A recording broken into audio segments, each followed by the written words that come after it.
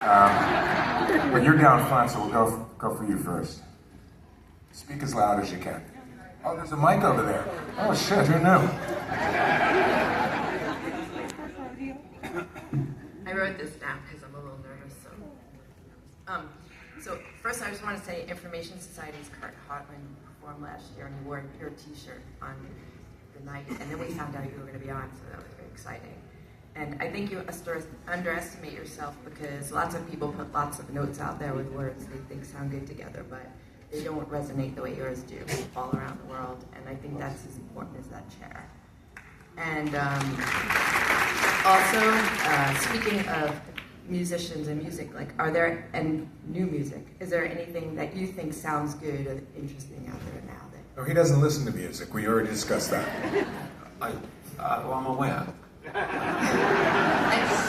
little bit. He said it doesn't mean anything, but if you listen, Yeah, there is someone. There's a woman called Sophie Isella, who my wife discovered a few years ago. We've been to see her a few times and watched her coming up. I think she's very, very different and very clever.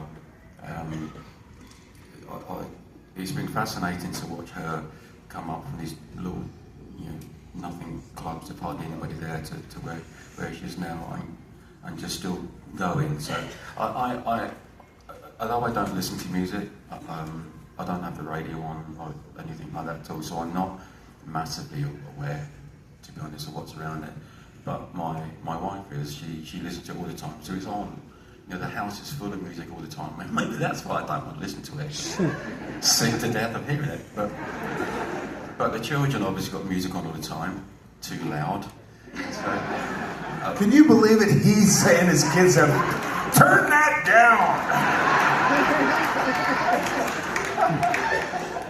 Trying to watch Formula One on the telly. So, but it is around, and quite often, Echo is my youngest, but probably has, in my opinion, is the most. Oh, hello. She has a very, very wide, broad taste in music, and where my little office at home is next to her bedroom wall, and so I hear this stuff coming through the wall, and I'll often text and say, "What's that? That sounds really good." So I do get to hear things along the way. I just don't choose to listen to it to relax to, or to to experience it through. But I am vaguely aware of what's around, thanks to the kids, Echo, mostly. Thank you. Let's go over to this side of the room. Hi. Hello. First, I'd like to thank you for the music and also for the autism awareness. That's so important to so many people to have. For what? Autism awareness. And give Gemma our best wishes.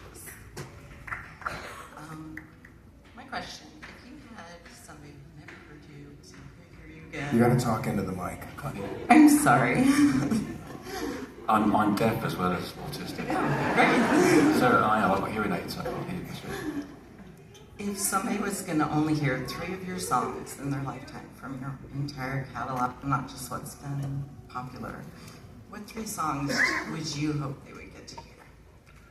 What 3 songs of mine would I want people to hear? I think "We're Prayer for the Unborn" would be one, because of how much it means to me in my life. Such a key moment.